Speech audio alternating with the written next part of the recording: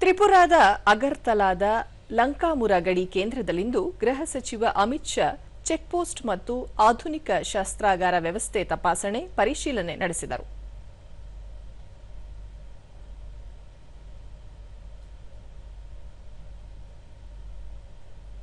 ಬಳಿಕ ಗಡಿ ಭದ್ರತಾ ಪಡೆ ಬಿಎಸ್ಎಫ್ ಯೋಧರೊಂದಿಗೆ ಭೋಜನ ಕೂಟದಲ್ಲಿ ಭಾಗಿಯಾದರು.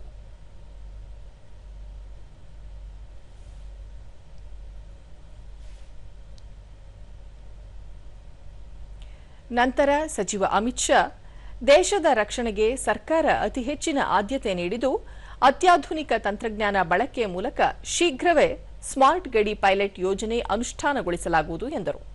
ನೂತನ ಯೋಜನೆಯಲ್ಲಿ ಡ್ರೋನ್, ಸೆನ್ಸಾರ್, ಸ್ಮಾರ್ಟ್ ಫೆನ್ಸಿಂಗ್ ತಂತ್ರಜ್ಞಾನದ ಮೂಲಕ ಗಡಿ ಸುರಕ್ಷತೆ ಮತ್ತು ಭದ್ರತಾ ಸರ್ವೇಕ್ಷಣೆ ಮತ್ತಷ್ಟು ಬಲಪಡಿಸಲಾಗುವುದು ಎಂದರು.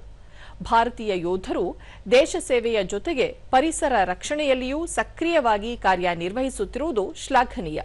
2019ರಿಂದ ಈಚೆಗೆ ಕೇಂದ್ರೀಯ ಸಶಸ್ತ್ರ ಪೊಲೀಸ್ ಪಡೆ ಸಿಎಪಿಎಫ್ 6,40,00,000 ಸಸಿಗಳನ್ನು ನೆಟ್ಟಿದ್ದಾರೆ. ವಿಶ್ವ ಪರಿಸರ ದಿನಾಚರಣೆ ಹಿನ್ನೆಲೆಯಲ್ಲಿ ಪ್ರಕೃತಿಯ ರಕ್ಷಣೆಯ ಬದ್ಧತೆ ಪುನರುಚ್ಚರಿಸುವ ಸಂದರ್ಭ ಇದಾಗಿದ್ದು, ಈ ವರ್ಷ 60 ಲಕ್ಷ ಸಸಿ ನೆಡುವ ಹಾಗೂ ಈಗಾಗಲೇ ನೆಟ್ಟಿರುವ ಸಸಿಗಳ ರಕ್ಷಣೆ ಮಾಡುವ ಗುರಿ ಹೊಂದಲಾಗಿದೆ ಎಂದು ಹೇಳಿದರು. ಅಭಿವೃದ್ಧಿಯ ಹಾದಿಯಲ್ಲಿ ಪರಿಸರ ರಕ್ಷಣೆ ಅತ್ಯಂತ ಮಹತ್ವದ್ದಾಗಿದ್ದು, ಈ ಬಗ್ಗೆ ಎಲ್ಲರೂ ತಮ್ಮ ಹೊಣೆಗಾರಿಕೆ ಅರಿಯಬೇಕು.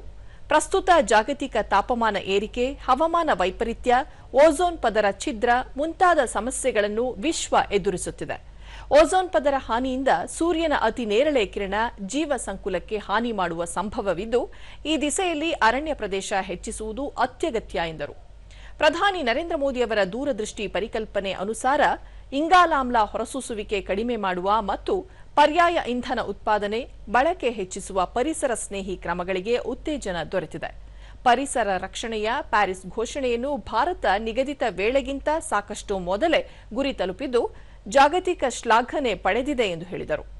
ಇಂದು ದೇಶಾದ್ಯಂತ ಆರ್ಎಸ್ಎಸ್ 2ನೇ ಸರಸಂಘ ಚಾಲಕ ಮಾಧವ್ ಗೋಲ್ವಾಲ್ಕರ್ ಅವರ ಪುಣ್ಯತಿಥಿ ಆಚರಿಸಲಾಗುತ್ತಿದ್ದು, ಭಾರತ ಮಾತೆಯ ಸೇವೆ, ಸಂಸ್ಕೃತಿ, ಇತಿಹಾಸ ಮತ್ತು ಭಾಷೆಗೆ ಗೋಲ್ವಾಲ್ಕರ್ ಅವರ ಕೊಡುಗೆ ಸ್ಮರಣೀಯ ಎಂದರು. लगाए हुए वृक्षों में से जो वृक्ष बच नहीं पाए वो सबको पुनः लगाने का काम इस वर्ष में हम करेंगे और अगले साल हम सबका एक सामूहिक संकल्प बनने वाला है कि अगले साल एक ही वर्ष में सीएपीएफ के जवान वृक्षों का लगाने का काम करेंगे और पर्यावरण की और देश की सेवा करेंगे।